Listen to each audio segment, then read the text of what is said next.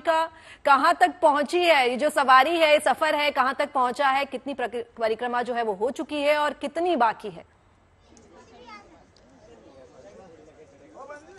बिल्कुल 9 किलोमीटर की परिक्रमा हमने भी कर ली है और भक्तों ने भी कर ली है। हम अभी श्रीनाथ जी के मंदिर में ही हैं क्योंकि दर्शन हम अपने दर्शकों को नहीं करा पाए थे। जो लोग गोवर्धन पर्वत नहीं आ पाए और जीएनटी के माध्यम से देख रहे हैं, हम उन्हें अन्नकूट की जो हम बात कर रहे थे, अन्नकूट का प्रसाद यहाँ पे गोवर्धन पूजा के बाद भगवान को चढ़ चुका है।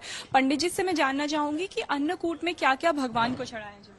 बोलो श्री गोवर्धन नाथ की जय, श्याम सुंदर श्यामले महारानी की जय, श्री वल्लभाधीश की जय, कृष्ण कन्हैया लाल की जय। देखो भैया, ये ठाकुर श्रीनाथ जी को अन्नकूट आज गोवर्धन पूजा वाले दिन होता है। पहले गोवर्धन पूजा हुए, बाद में अन्नकूट हुए। अन्नकूट में सभी प्रकार की सामग्री बने और ठाकुर जी को भोग लगाया जाए। आज से 5000 वर्ष पूर्व भगवान श्री कृष्ण ने इंद्रमान भंग करने के लिए गोवर्धन पर्वत की पूजा करवाई। वाबखत सब ब्रजवासी इंद्र पूजा करते। इंद्र को बड़ो अभिमान है गयो, बोले मेरे समान कोई देव नहीं और मैं सब देवताओं को राजा। तो वाको अभिमान चूर्ण करने के लिए, वाके अभिमान को गुरूर दूर करने के लिए भगवान ने गोवर्धन पर्वत की पूजा करवाई 7 वर्ष की अवस्था में। तो ग्वालन ते बोले, अरे वो ग्वालो, तुम्हारो देवराज इंद्र तुम्हें कहा दे जाकि तुम पूजा करो। बोले जल, जल ही जीवन है कृष्ण, जल के बिना जीव कहाँ। हम तो जल की खातिर व देवता ही पूजा करें। बोले और कहा दे? बोले और कुछ नहीं। बोले मेरो देवता तो ऐसो जो मांगे सो दे। बोले जलो दे, फलो दे, सब चीज दे लाला तेरो देव। बोले हाँ, तो भैया हम तो ऐसे ही देवता ही पूजा करेंगे। तब ग्वालों ने ये गोवर्धन पूजा करी। तो आज के दिन ही ये गोवर्धन पूजा भई। आज के दिन सब लोग आज अपने अपने घरन में गोबर को गोवर्धन बना के नैया पूजा करें। बहुत सुंदर सुंदर सामग्री ठाकुर जी को भोग धरा में और बड़े धूमधाम से रंगल मंगल गीत नृत्य आदि देख के नैया गोवर्धन को मना में। थोड़ा सा बता दीजिए क्या है अन्नकूट में जो हम देख पा रहे हैं? मखाने हैं, खील है। देखो ऐसा है, ये वैसे तो मंदिरन में अन्नकूट जो होए, हमारे पुष्टि संप्रदाय में चावल को कूट लगायो जाए, लेकिन यह गिरिराज जी के ऊपर मंदिर है इसलिए यहाँ पे सखड़ी आती है वो चावल, तो वो उसका कोट यहाँ पे नहीं लगता। वो गिरिराज जी के नीचे अगर ये मंदिर होता तो ये चावल का कोट रांध करके लगाया जाता। अब यहाँ पे ये खील का कोट लगाया जाता है। यहाँ सूखी सामग्री ठाकुर जी को भोग में आम है।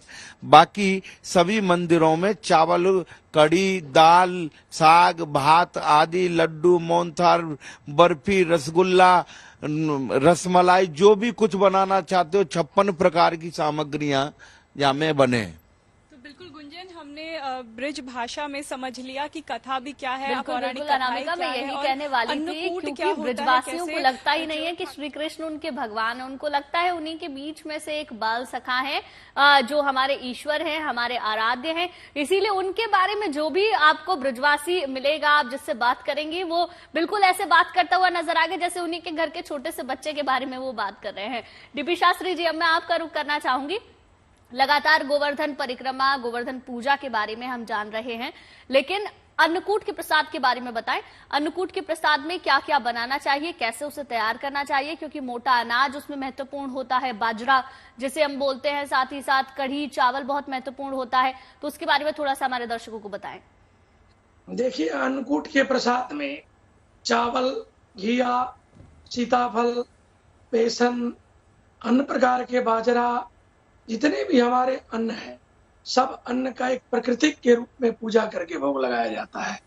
नाना प्रकार के अन्न, कोई एक ही अन्न नहीं है, बल्कि उसके एक स्वाद जो मिलता है वो भगवान कृष्ण के रस में मिलता है।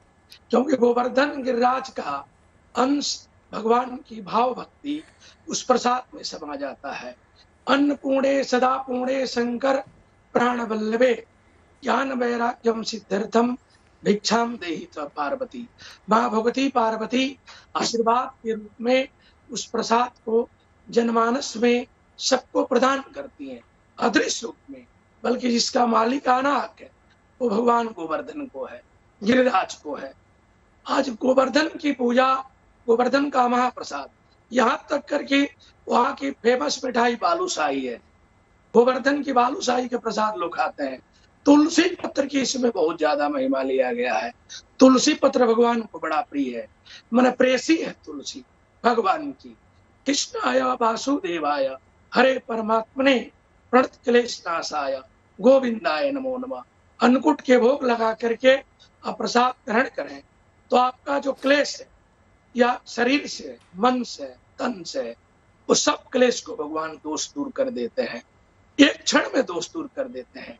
अब एक चीज यहाँ और भी जुड़ जाता है, नाना प्रकार के भोग में आप जितनी सब्जियां हैं जो प्रकृति देती है, सब्जी तो देखिए अपने अपने समय के हिसाब से होता है, ऋतु के हिसाब से होता है, जो मौसम चलता है वही सब्जी प्राप्त होती है, उस सब्जी का भोग लगता है। दो भोग की बहुत ज्यादा महिमा है। जिस तरह अन्नकूट का भोग हम लगाते हैं, उसी तरह जगन्नाथ जी का भी भोग उसी तरह लगता है। सारे वस्तु सामग्री एक ही जगह मिट्टी के बर्तन में रख के बना करके भगवान को भोग लगाया जाता है। 365 दिन आज हम एक दिवस गोवर्धन की पूजा कर रहे हैं, गिरिराज के पूजन कर रहे हैं। संतों का महाप्रसाद, देवताओं के महाप्रसाद, उसमें हम लोग सब प्राप्त करेंगे। एक और चीज है, इंद्र का जो अभिमान है, इसका मतलब है संसार में कोई व्यक्ति क्यों नहीं हो, अगर उसके मन में अभिमान है, अहंकार है, तो उसको दोष को, उसके अहंकार को खत्म करने के लिए भगवान बार बार किसी न किसी रूप में प्रकृति के साथ रहे हैं और पूजन भी कराए हैं, पाठ भी कराए हैं और जनमानस को एक संदेश दिए हैं कि आप अपने जीवन में सत्य मार्ग पे, धर्म मार्ग पे चलेंगे तो आपको गोवर्धन जैसे जीवन में भक्ति की प्राप्ति होगी। 21 किलोमीटर की जो परिक्रमा है, इसमें राधा कुंड है, संतति की प्राप्ति होती है। स्नान करने से किसी के जीवन में वंश ना है, संतान ना है, कष्ट हो रहा है बार बार, वो गोवर्धन जाए, परिक्रमा करें, राधा कुंड में स्नान करें, कृष्ण कुंड में स्नान करें, गोवर्धन के प्रसाद खाएं, भूमि पे शयन करें, आप देखें उसकी मनोकामना की पूर्ति होगी।